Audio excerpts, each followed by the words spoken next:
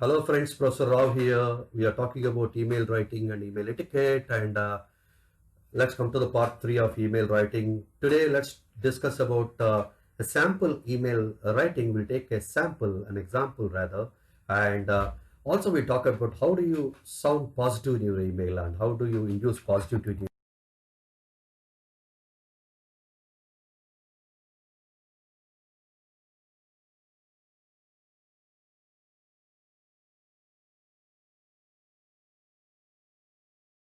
email. Let's take a sample, friends. This is a sample 1. Would you write like this? The email shows very verbose and is a huge text. Says to Keith Robinson, John House, CC Jock Warden, and subject webware. In subject, as we discussed, there is no signal word or do or no statement here. Then simply says Keith, and then it has 3 big paragraphs, and then thanks and regards without signature. Isn't it? These are the primary observations when you look at the mail. Okay. Later is a follow-up of a conversation we had some time ago about switching your network to webware. As you are maybe aware, webware has been selling network products since 1995 through our direct dealers. Our webware product is a second generation product tested in direct dealership for the last 2 years and so on. Anyway, it's a very lengthy mail. Is it the way you write? Definitely no. How do you write? What are the observations? It's following inverted pyramid structure. It's not having two CC, BCC, and your text, attachment, and signature in that order. It's following a inverted pyramidal structure. It gives an action item in the last paragraph. In an email, we need to clarify our very purpose in the first 10 seconds is what we learned, right? So, but giving the action item and the purpose in the last line of the mail, which is very unprofessional, which is not a proper etiquette to be followed. Too much of technical jargon is used by the sender. We don't know who the sender also. There is no signature, right? Focuses successfully on the features and the solutions. Suggests no solutions. It focuses on features of webware as a software product, a component, but it doesn't talk about the value addition solution to the. Okay. Subscription is incomplete. Subscription is your signature. Incomplete is no thanks and regards there in the single line, but there is no name. We don't know who has written. What is the name of the sender? We really don't know. These are the observations, friends. And please to be spelt as please and not as PLZ or PLS or PL. Please don't use the short or abbreviated forms, and you should want to, for all our emotions and our gratitude, you should correctly spell it fully, and we should not use any shortcuts. Please should be spelled fully, and you should not say PL or PLS and all that. Thanks and regards should not be used in same line, friends. According to the contemporary email etiquette, thanks and regards should be used separately. If you want to thank somebody, thank wholeheartedly and in a separate line. See, that is thank you. Next you need to say regard. Signature to contain only regards, and then there are 2 action items and they are unrelation of the sample 1. Let's see the corrected sample. Let us call it a sample 2, which is a corrected sample written in a professional style. Let's see. Written to Keith Robinson, okay, and carbon copy to Ajay Kulkarni, okay. Subject invitation to discuss improved tough matrix network line, fine.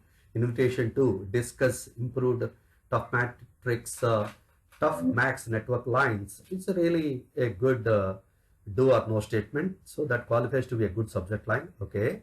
Hi Keith, okay. In our discussion last Monday in our office, we determined 3 challenges we can help you meet.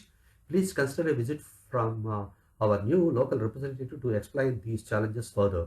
And given 3 subheadings. Tough max need to link networks in different locations, and then linking tough-max networks, accessing tough-max networks from field. What is style of your email should be, friends? In the style of your email, you need to always induce positivity, accent positivity. You write email in a positive tone, Be specific to the point. Be parallel in your structure wherever it's possible. Use the active voice. Always try to use active voice and and directly speak in a direct tone and use active voice instead of passive voice. Avoid redundant expressions, outdated expressions. Avoid trivial,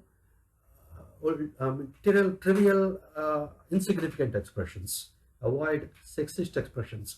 Avoid gender-based expressions are called sexist expressions, so that we respect the diversity and we take care of the genders equally. Should be the style of your email. You have to keep these 7 points as far as is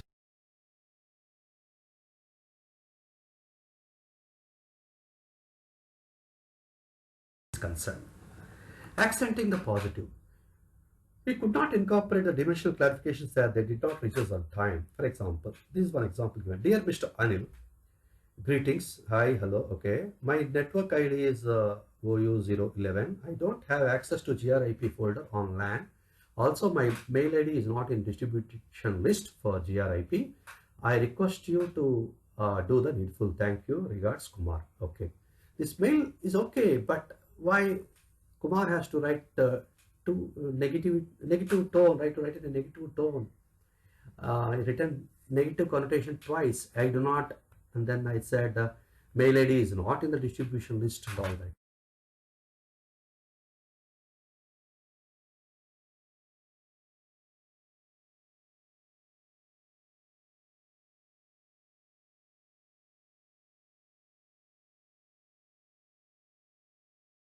Isn't it?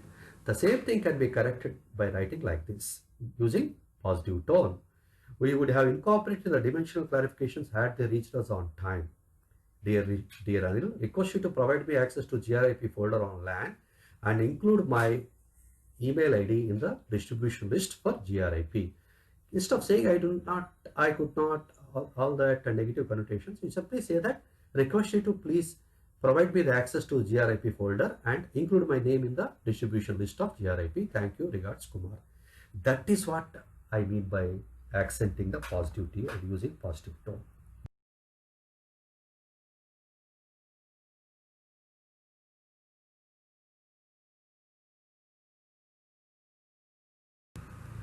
Be specific. I would request if you could send me the design document as soon as possible. Kindly never use the word as soon as possible and all that, friends. Be specific about, conservative about your timeline. I would appreciate if you could send me the design document by 10 a.m. of 1st September 2020. You should be very specific about the timelines or deadline. Request you to confirm your participation at the earliest. What is earliest? Earliest means different things to different people. So be specific about your timeline. So that's very, very important. We are forwarding the report for your perusal. Don't use the word perusal and all that, which is a outdated judicial language. Don't use perusal. It means the scrutiny and is not relevant in our context. Substitute the word perusal with the feedback, review, suggestions, and comments. Very, very important. So be specific, be direct and specific. Is a very important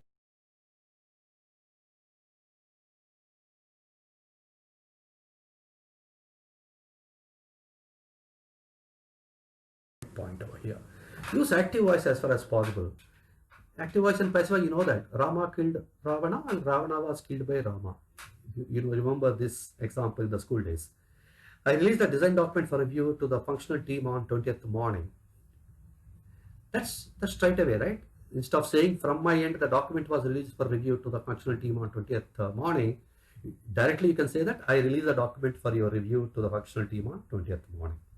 Based on your and Mahesh's understanding regarding the change request, the design document may be suitably modified. Directly say that please modify the design document based on your and Mahesh's understanding regarding the change request. This is how we directly change it to active voice. Never use passive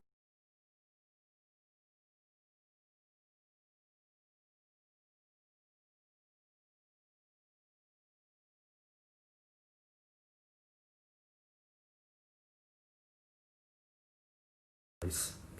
Avoid redundancy, redundant expressions, excessive, outdated expressions.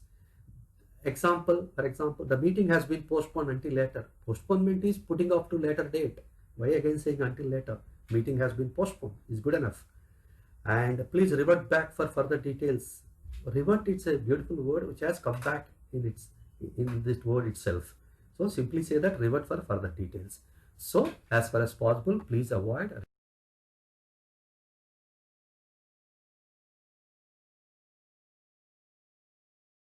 expressions. Thank you, friends. We'll continue in the next module.